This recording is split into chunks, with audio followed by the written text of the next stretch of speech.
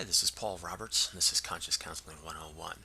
This is going to be another attempt to try to speak with people that I am speaking with about making some connections with things that I understand and they understand through the Matrix movie.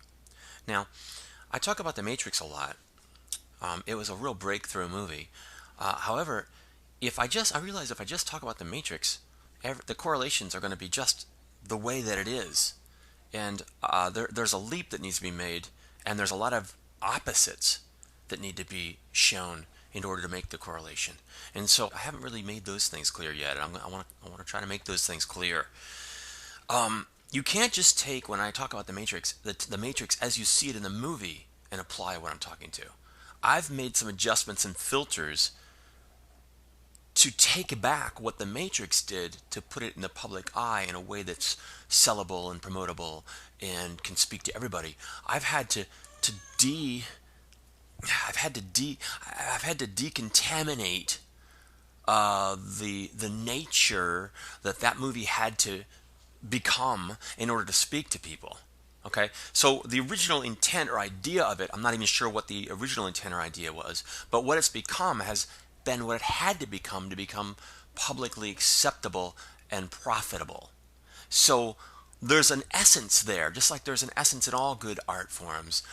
And then there's a corruptedness that is there because it has to become something to be also profitable at the same time. What I'm trying to do is I'm trying to take that out and still maintain the essence of what it has to offer. So I'm going to try to do that with this video. And I realize most people aren't going to know what I'm talking about. I'm only talking to the people, if I hate to waste your time if you're not one of the ones I'm talking to.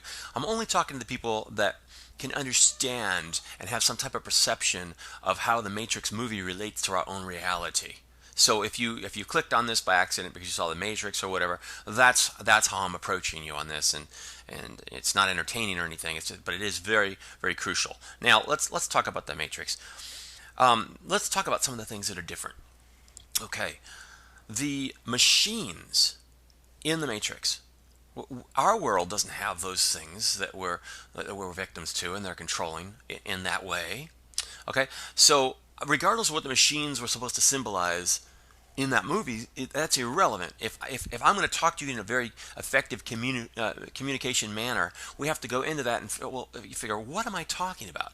I'm talking about the very things that are symbolic in that movie.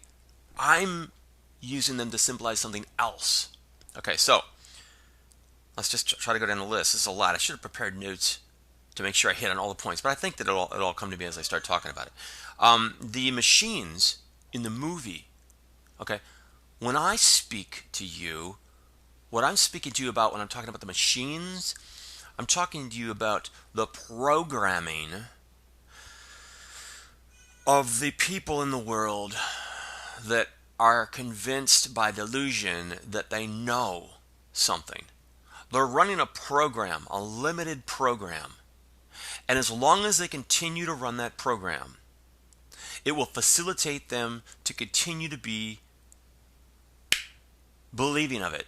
And I don't even want to say believing, I want to say certain of it. A computer doesn't believe, a computer knows. A computer knows because it's certain, because it only knows the programming. Okay? This is before artificial intelligence. A person is certain of whatever the program is that they're running. And to the degree that they're certain, inhibits them from breaking away into belief, which is a step down from certainty. And then before that, then your beliefs can erode and you can realize, oh my gosh, they're just beliefs. There's nothing we can know. If you're running a program and you're one of the machines in the Matrix movie, you're running a program of certainty. That's your limitation. You need to downgrade that to belief, and then eventually downgrade it to knowing that you don't even know it in the first place, and it is just what it is. It's a program.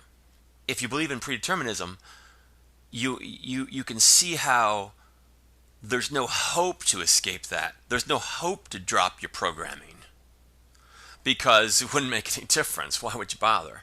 Unless you just want to make yourself a little bit more at ease while you're living this life.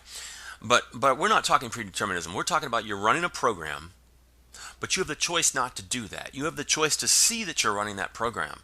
You have the choice to see that it's taking you everywhere you're going to go. The computer that you are, the machine, the facilitation that you are, is being facilitated and guided by that program you're running. Now, within that program, you keep on looking for, oh, here's another program that will help, or I'm comparing this and that, or whatever. And you're putting a new concoction together. You're trying to rise to a higher level so that that program will serve you in a better way, a more effective way, a way that you could be happier with, whatever. But what you've got to understand is, no matter what you do, and even if you sense a feeling of success, you're locked into that.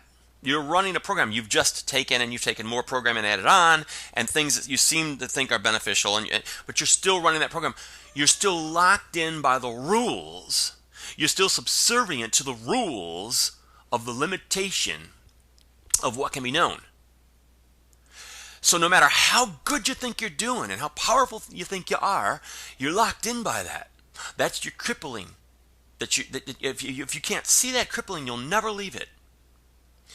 Now what I'm trying to do is facilitate you to see that.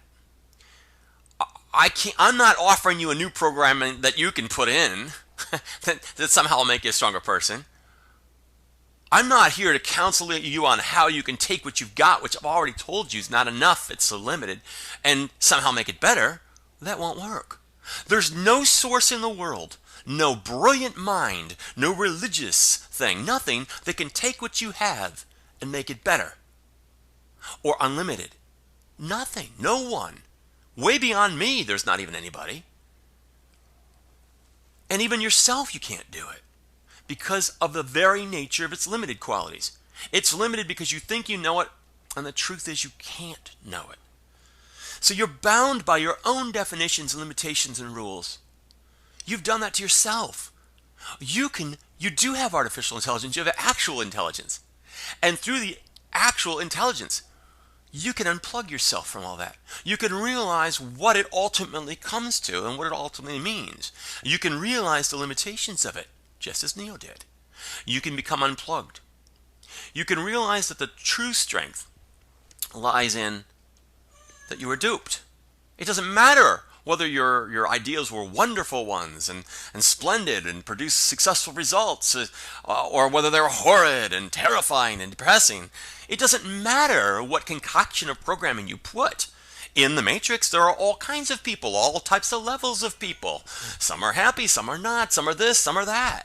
It doesn't matter what kind of concoction you go to. And whenever you go through the potpourri of different things that you're going to keep on trying to make your concoction a little bit better to serve you, or a little bit more in key or in line with what is real or whatever, as long as you're subservient to that, you're plugged in and you cannot escape it. Now what I'm suggesting is that you realize you don't know any of those things so that you can unplug yourself, so that you will not be subservient to running that programming over and over and over again, whatever the programming is. I don't want it. What we've been doing on our emails and everything is arguing the programming. I'm wasting my time. I don't want to argue the programming. Okay, because I'm not trying to give you a different programming. I'm not trying to give you something you're missing, or fix it a little bit, or adjust it, or give you a tweak here, or give you a nice programming tune-up. I'm not trying to do that. The only thing I'm trying to do with my words and my communications to you is make you understand that you're running a programming of limited nature. That's all I'm trying to do. I'm not sitting here with my high and mighty gift basket of things that I can give and say, here, take from this will help you here. I'm not doing that. I'm showing you the limitation of what you're doing, and that only. Now, I can only show you that. You have to understand it and deal with it and operate it. Just like Morpheus said, I can only show you the door. You have to walk through it. The only capability I possess, the only capability, is that I know what you're doing, because I'm not doing it. I've unplugged myself.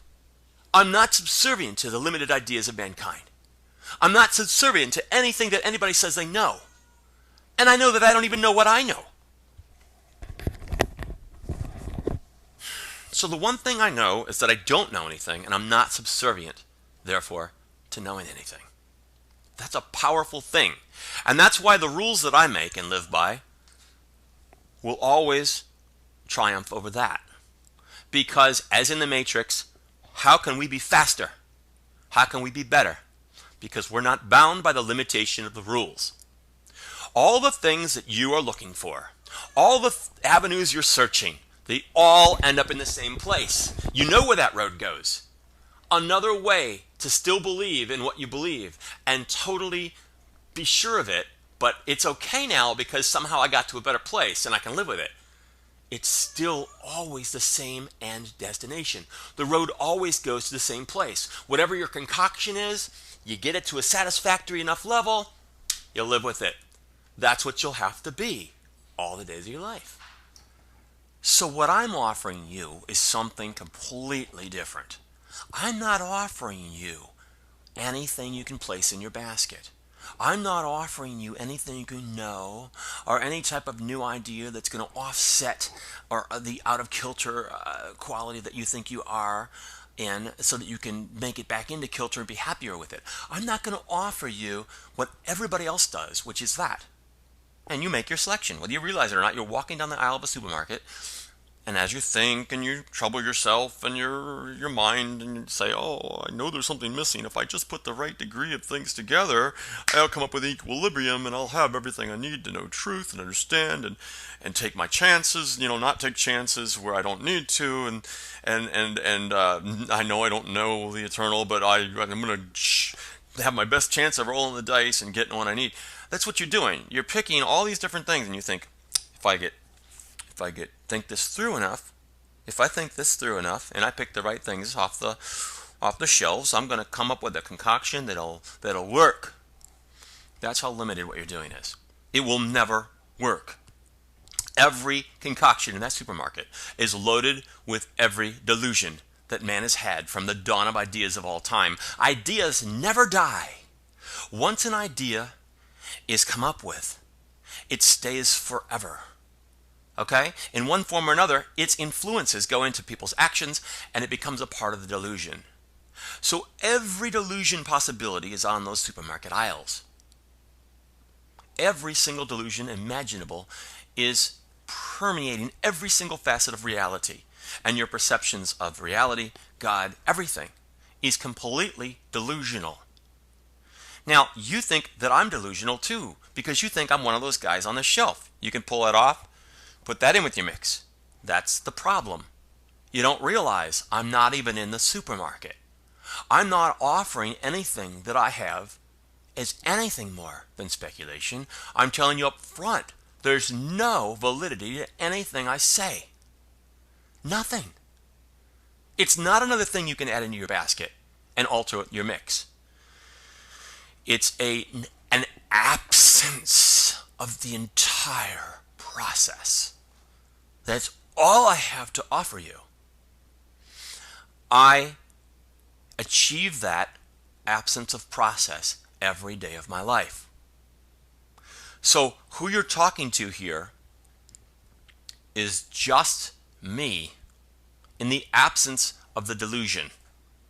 And everything I say, though it tries to communicate using that mix, realizes that the answers aren't there. So everything I say, even though I use words that you think, oh, he must be talking about this book. I read that one. Oh, he must mean this. I did that one too. Oh, yeah, I've been there.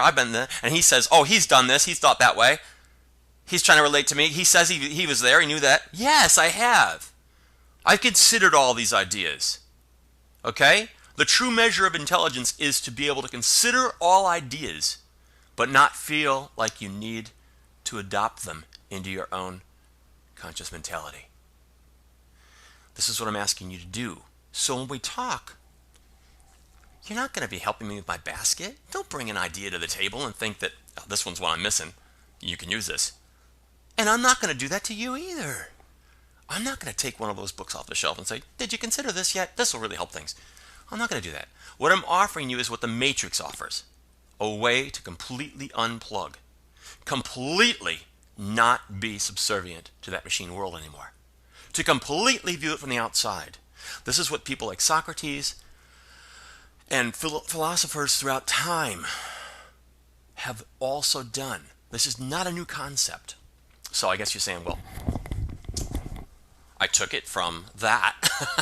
So wasn't that a book off the shelf? Sure. We all start off with programming.